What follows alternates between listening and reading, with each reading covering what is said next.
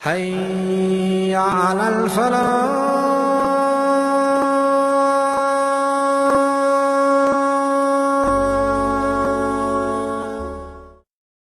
யார் ஒருவர் ஃபர்லான தொழுகைகளுக்கு முன்னால் அல்லது பின்னால் 12 ரக்காத் அல்லது 10 ரக்காத் சுன்னத் தொழுது வருகிறாரோ, அதுல லுஹருக்கு முன்னால 4 2 4, லுஹருக்கு பின்னால 2, அந்த 12 லிஸ்டில் உள்ளது.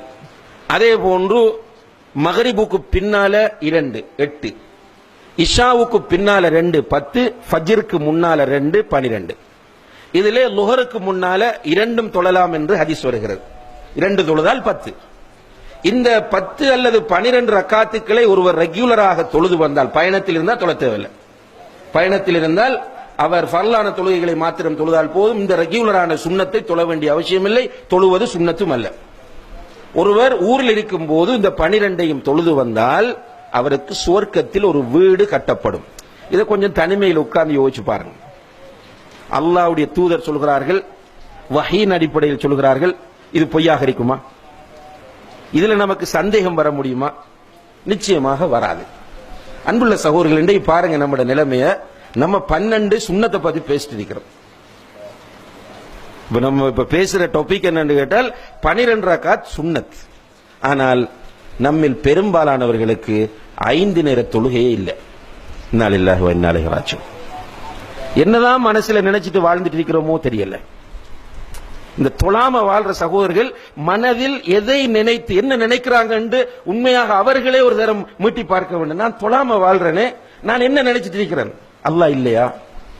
குர்ஆன் ஹதீஸ் பொய்யா? மௌத் என்பது பொய்யா? கபருடைய வாழ்க்கையை நான் ஈமான் கொள்ளவில்லையா?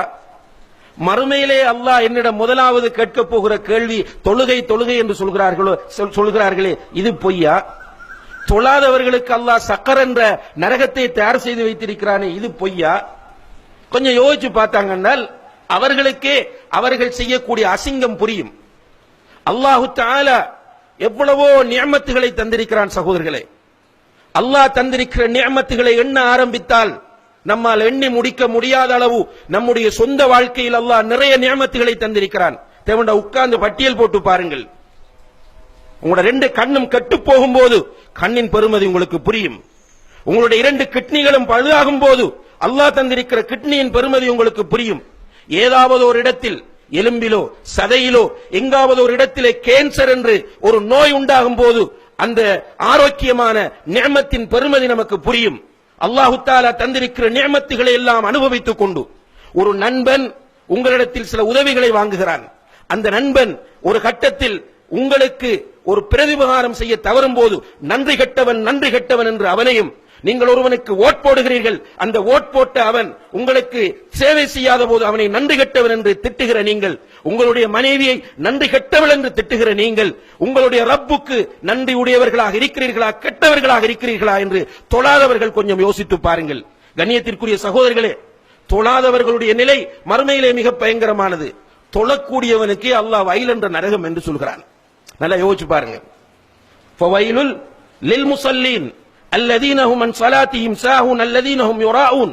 தொழுது கொண்டு தொழுகையிலே பொடுபோக்காக இருக்கிறவர்கள், மற்றவர்களுக்கு காட்டுவர்களாக தொழுகிறவர்களுக்கு வயல் என்ற நரகம் என்றால் தொழாதவனுடைய நிலையை கொஞ்சம் யோசித்து பாருங்கள். ரசூல் ஸல்லல்லாஹு அலைஹி வஸல்லம் அவர்களுடைய காலத்தில் ஒரு கூட்டம் இருந்தார்கள், மிக டேஞ்சரான கூட்டம். ரசூல் ஸல்லல்லாஹு அலைஹி வஸல்லம் அவர்களுக்கு நிம்மதியை கெடுத்த கூட்டம். உங்களுக்கு தெரியும் அவர்கள் யார் என்று? ரசூலுல்லாஹி அலைஹி வஸல்லம் அவருடைய மனைவியின் மீது களங்கத்தை உண்டாக்கிய அந்த கூட்டம்.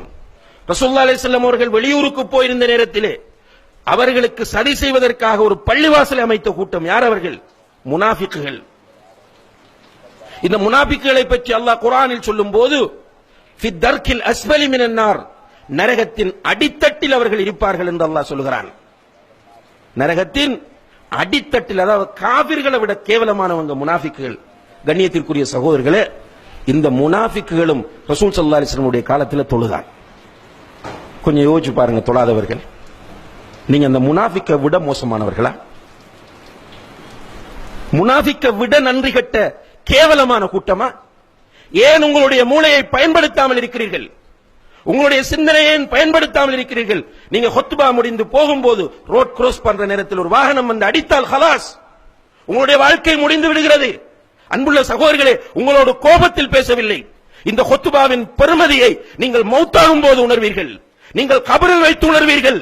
மஹ்ஷரிலே உங்களுக்கு முன்னால் அல்லாஹ் வந்து உங்களோடு நேரடியாக பேசும்போது இந்த ஹுத்பாவின் பெருமதியை உணர்வீர்கள். இன்று முடிவெடுங்கள், இந்த பள்ளியில் வைத்து முடிவெடுங்கள், அல்லாஹ்வின் மீது சத்தியம் செய்து முடிவெடுங்கள். இதற்கு பிறகு என்னுடைய வாழ்க்கையில் ஒரு வக்து தொழுகையும் நான் விடமாட்டேன் என்ற முடிவை எடுங்கள். ஒரு மனிதனை ரசூலுல்லாஹி அலைஹி வஸல்லம் அவர்கள் எப்படி தொழுகைக்கு வழிகாட்டுகிறார்கள் என்றால், நின்று கொண்டு தொழு, அதற்கு முடியாவிட்டால் இருந்து கொண்டு தொழு. அந்த அளவுக்கும் உன்னுடைய உடலில் ஆரோக்கியம் இல்லையா, படுத்துக் கொண்டு தொழு. அதற்கு முன்னால் முடியாவிட்டால் கண்களால் சைக்கிளை செய்தாவது தொழு. தொழுகை விட முடியாது சகோதரர்களே. ஊரில் இருந்தாலும் தொழ வேண்டும், பயணத்தில் இருந்தாலும் தொழ வேண்டும். நீங்கள் வாகனத்தில் போனாலும் தொழ வேண்டும், விமானத்தில் போனாலும் தொழ வேண்டும். நீங்கள் சமாதான சூழ்நிலையில் இருந்தாலும் தொழ வேண்டும். யுத்த களத்தில் ஆயுதம் ஏந்தி போராடுகிற போராளிகளாக ஃபயரிங் நடந்து கொண்டிருக்கிற சூழ்நிலையாக இருந்தாலும் நீங்கள் தொழ வேண்டும் என்கிற அளவுக்கு இஸ்லாம் தொழுகையினுடைய முக்கியத்துவத்தை நமக்கு சொல்லி இருக்கிறது என்றால் ஏன் நமக்கு புரியவில்லை? இந்த சகோதரர்கள் ஒன்றை புரிந்து கொள்ளுங்கள், தொழாதவனுக்கு இஸ்லாத்தில் எந்த பங்கும் கிடையாது. நீ இஸ்லாம் பேசுறதுக்கு உனக்கு எந்த ரைட்டும் கிடையாது, பேசாதே, நீ நரகவாதி. ரசூல் ஸல்லல்லாஹு அலைஹி வஸல்லம் அவர்கள் சொன்னார்கள், அல் அஹ்துல்லதி பைனனா வ பைனஹும் அஸ்ஸலா, நமக்கும் அவர்களுக்கும் இடையில் உள்ள வித்தியாசம் தொழுகையாகும். தொழாத நீ இந்த உம்மத்தில் நீ ஏன் கவலைப்பட வேண்டும்? முஸ்லிம்களை பற்றி உனக்கு என்ன அக்கறை? முஸ்லிம்கள் பார்த்துக் கொள்வார்கள் அவர்களை. தொழாதவனுக்கு இஸ்லாத்தில் எந்த பங்கும் இல்லை என்று உமர் இப்னுல் கத்தாப் ரலியல்லாஹு அன்ஹு அவர்கள் சொன்ன கட்டத்தை கொஞ்சம் யோசித்து பாருங்கள். சாதாரணமான ஒரு கட்டம் அல்ல. உமர் ரலியல்லாஹு அன்ஹு அவர்கள் ஹிஜ்ரி 23வது ஆண்டு அவர்கள் கலீஃபாவாக இருக்கும் போது இமாமத் செய்வதற்காக சுபஹுடைய நேரத்திலே முன்னால் செல்கிறார்கள். சஃப்புகளை ஒழுங்குபடுத்திவிட்டு தக்பீர் கட்டும் போது பின்னால் இருந்த ஒருவன் சரமாரியாக அவர்களுடைய முதுகிலே ஒரு கூரிய ஆயுதத்தினால் குத்துகிறான். 6-7 தடவைகள் முதுகிலே குத்து விழுந்து விட்டது. உமர் ரலியல்லாஹு அன்ஹு அவர்கள் கீழே விழப்போகிறார்கள். இமாம் தக்பீர் கட்டி நின்ற இமாம் கீழே விழப்போகிறார்கள். பின்னால் இருந்த அப்துர் ரஹ்மான் இப்னு அவுஃப் ரலியல்லாஹு அன்ஹு கையை பிடித்து முன்னாலே இழுத்து விட்டார்கள் இமாமத் செய்யுமாறு. மக்கள் அவர்களை தூக்கி கொண்டு செல்கிறார்கள். வீட்டில் வைத்து அவசர சிகிச்சை நடக்கிறது. அவசர சிகிச்சை நடந்து கொண்டிருக்கும் போது மயக்கம், அவங்க யாதில்லை. உமர் ரலியல்லாஹு அன்ஹு அவர்கள் கண் விழித்து பார்க்கிறார்கள். நிறைய சஹாபாக்கள் சூழ்ந்து கொண்டிருக்கிறார்கள். அந்த நேரத்திலே முதலாவது கண்ணை திறந்த உடனே அமீருல் முஃமினீன், ஹலீஃபா, ஜனாதிபதி ஃபர்ஸ்டா கண்ணை திறக்கிறார் மயக்கத்திலிருந்து. என்ன பேசணும், அவருக்கு என்ன சொல்லணும்? இப்னு அப்பாஸ் ரலியல்லாஹு அன்ஹுமா பக்கத்தில் இருந்து அவரை பார்த்து சொன்னார்கள், அமீருல் முஃமினீனே, நீங்கள் இன்னும் சுபஹு தொழவில்லை என்றார். அல்லாஹ் அக்பர். உமர் ரலியல்லாஹு அன்ஹு அவர்கள் நான் இருக்கிற நிலை என்ன என்று டென்ஷன் ஆகல. அவங்க கேட்டாங்க, மக்கள் தொழுதுட்டாங்களான்னு கேட்டாங்க. கேட்டுட்டு தயமும் செய்து உடம்பிலிருந்து இரத்தம் ஓடக்கூடிய நிலையில் சுபஹு தொழுகையை நிறைவேற்றி விட்டு சொன்னார்கள், லா ஹவ்வ ஃபில் இஸ்லாமி லிமன் தரக்க ஸலா, தொழுகையை விட்டவனுக்கு இஸ்லாத்தில் எந்த பங்கும் கிடையாது என்றார்கள்.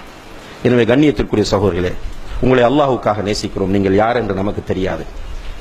மூமின்கள் என்கிற வகையில் ஜும்மா தொழ வந்திருக்கிறீர்கள். உங்களில் பெரும்பாலானவர்களுக்கும் நம்மை தெரியாது. நாம் கலிமாவின் அடிப்படையில் ஒன்றுபட்டவர்கள்.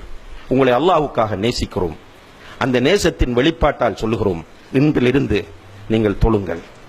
ஒரு கஷ்டமான விஷயம் அல்ல, ஒரு சவாலாக எடுங்கள். நீங்கள் அல்லாஹ்வின் மீது தவக்குல் வைத்து அல்லாஹ்வை பயந்து அவனை நேசித்து நீங்கள் இந்த தொழுகையை தொழ வேண்டும் என்ற உறுதியான முடிவு எடுப்பீர்களாக இருந்தால் அல்லாஹ் உங்களுக்கு அதை இலகுபடுத்துவான் இன்ஷா அல்லாஹ். அதுக்கு பிறகு உங்களுடைய வாழ்க்கையில் ஏற்படக்கூடிய மாற்றங்களை நீங்கள் உணர்வீர்கள். எல்லாம் வல்ல அல்லாஹு தஆலா தொழுகையை நிலைநாட்டி ருக்கு செய்யக்கூடியவர்களோடு ருக்கு செய்து மறுமையிலே அல்லாஹுக்கு சுஜூத் செய்யக்கூடிய பாக்கியத்தை நாம் எல்லோரும் பெறுவதற்கு அவன் தௌஃபீக் செய்வானாக. வ ஆகிரு தஅவானா அனில் ஹம்துலில்லாஹி ரப்பில் ஆலமீன்.